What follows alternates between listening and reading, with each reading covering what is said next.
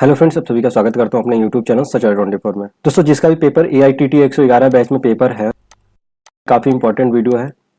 Please इस video को skip मत कीजिएगा अगर आप AITT 111 में पेपर दे रहे हैं तो, ठीक है। और खासकर जिनका भी पेपर 110 में था, ठीक है, 110 की बात कर रहा हूँ, चाहे ए पार्ट हो या आपका बी हो, यानी 110 का ए या 100 बी, ठीक है, मैं दोनों का बात कर रहा हूँ, ठीक है।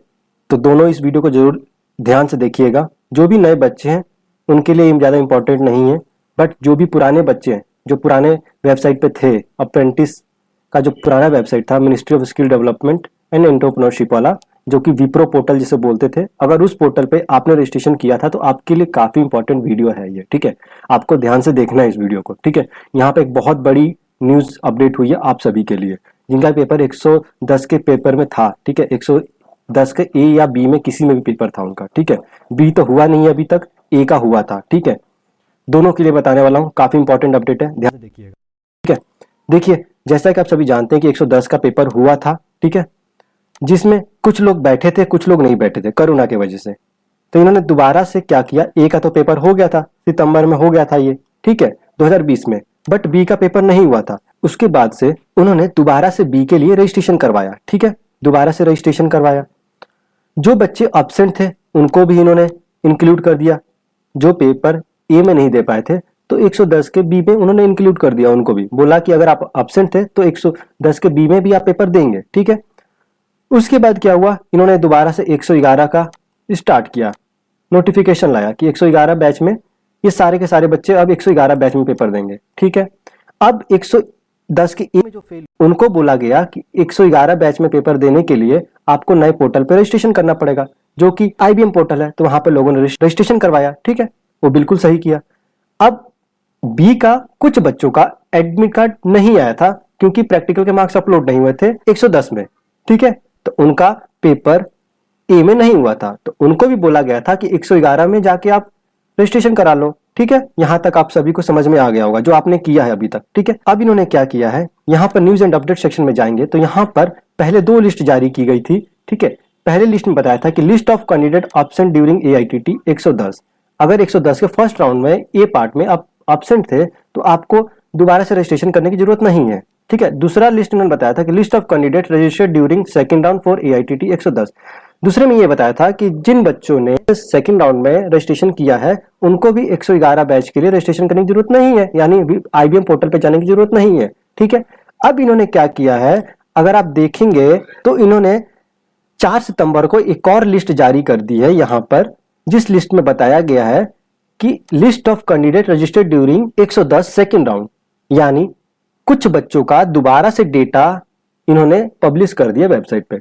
अब बच्चों के अंदर काफी कंफ्यूजन है कि देखिए 3 महीने बाद दोबारा से इन्होंने एक और लिस्ट जारी कर दिया और बोला कि हमने एक और लिस्ट दिया है इन बच्चों का जो 110 में सेकंड राउंड में रजिस्टर्ड किया था उन्होंने, जबकि दो लिस्ट जारी किया था उनको तो बोला था रजिस्ट्रेशन नहीं करने के लिए। तो उस टाइम क्या हुआ था, जब इन बच्चों का नाम नहीं था तीसरे लिस्ट वालों का, तो उन्होंने क्या किया, IBM पोर्टल में अपना रजिस्ट्रेशन करा लिया, प्रोफाइल बना लिया, वहां भी कॉन्ट्रैक्ट जनरेट करवा लिया, माइग्रेट करा लिया अपने आपको SOP के तहत। अब वो बच्चे कंफ्यूज होंगे, ठीक है, कि क्या करना है।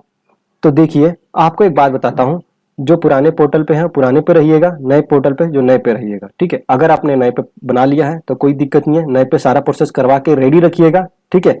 अभी तक कोई नोटिस आगे का नहीं है, जैसे नोटिस आगे का आता है तो मैं बता दूंगा, ठीक है। बट आपको दोनों पे चेक करते रहना है, ठीक है, दोनों पे चेक करते रहना है, और जो पुराने नए पोर्टल पे जो काम चल रहा है उसको काम को आगे करते रहना है, ठीक है, लास्ट तक कीजिएगा, क्योंकि लास्ट में कुछ भी हो सकता है। ये कुछ नहीं समझ में आ रहा है इनका DGT का, ये कोई मतलब ही नहीं होता है कि आप 3 महीने बाद दोबारा से एक लिस्ट जारी कर देते हो, बोलते हो कि जो बच्चे बच गए अब इनको लिस्ट दे दो। ऐसा थोड़ी ना होता है, इन बच्चों को आपने ऑलरेडी IBM पोर्टल पे माइग्रेट करवा दिया है, तो ये बच्चे ऑलरेडी कंफ्यूजन में होंगे, ये अब क्या करें।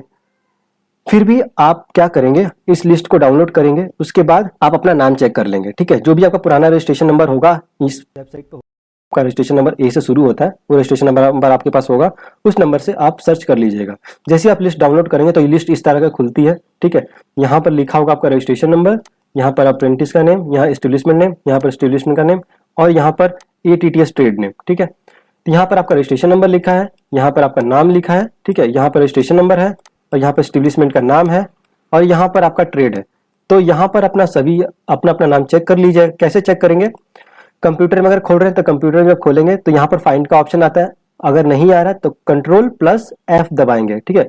बटन होता है कंप्यूटर में, Ctrl+F का बटन होता है। जैसे वो बटन दबाएंगे आप, जैसे आप Ctrl+F का बटन दबाते हैं तो यहाँ पर कंट्रोल का खुल जाता है, ठीक है। यहाँ पर अब हम किसी का भी रजिस्ट्रेशन नंबर हम डालेंगे तो चेक कर सकते हैं किसी का भी रजिस्ट्रेशन नंबर, ठीक है। जैसे कि मैं यहाँ पर रजिस्ट्रेशन नंबर चेक करता हूँ, जैसे कि मैंने रजिस्ट्रेशन नंबर डाल दिया और यहाँ फाइंड लिखता हूँ तो यहाँ पे देखिए फाइंड कर दिया है, ठीक है। तो आप ऐसे भी चेक कर सकते हो अपना नाम, वरना अगर आप फोन में चेक कर रहे हैं तो फोन में भी फाइंड का ऑप्शन आता है, वहां से भी फाइंड करके देख सकते हो अपना नाम, ठीक है। अब आप कंफ्यूजन में होंगे कि लिस्ट में भी हमारा नाम है और हमने नए पोर्टल भी हो चुके हैं, रजिस्ट्रेशन भी कर दिया, तो अब हम क्या करें? तो देखिए लिस्ट तो ठीक है अपनी जगह, अब लेट आई है कोई बात नहीं, आ गई है लिस्ट, आपका नाम भी है तो इस लिस्ट को यहाँ पर रखे रहने दीजिए। दूसरी बात, जो भी रजिस्ट्रेशन आपने नए पे किया है, माइग्रेट किया है, वहां पर अभी प्रोफाइल वेरिफिकेशन का प्रोसेस चल रहा है, तो प्रोफाइल वेरिफिकेशन करवा के रख लीजिए। अगर नोटिस जैसे ही कुछ आता है तो मैं आपको बता दूंगा। फिलहाल जिनका भी इस लिस्ट में नाम है उनके हिसाब से इनका जो एडमिट कार्ड है वो आपका पुराने पोर्टल पे ही आएगा, इस पोर्टल के ऊपर, ठीक है। मैंने बता दिया जो भी इस लिस्ट में नाम है, ठीक है, जिनका भी इस लिस्ट में नाम है, थर्ड में लिस्ट में, उनका एडमिट कार्ड पुराने पोर्टल पे ही आएगा, जो कि विप्रो का पोर्टल है, ठीक है। इसी पोर्टल पे आपका आएगा एडमिट कार्ड। कहाँ पर आएगा? यहाँ पर प्रोफाइल में चेक करेंगे तो यहीं पर आएगा आपका एडमिट कार्ड, ठीक है। तो इस वीडियो में दोस्तों इतना ही। इस वीडियो से रिलेटेड अगर आपके अंदर कोई भी कंफ्यूजन है तो आप मुझे कमेंट सेक्शन में बता सकते हो, या फिर टेलीग्राम पे भी जुड़ सकते हो, हम वहीं बात कर सकते हैं आपसे। मिलते हैं नेक्स्ट वीडियो में। Thank you.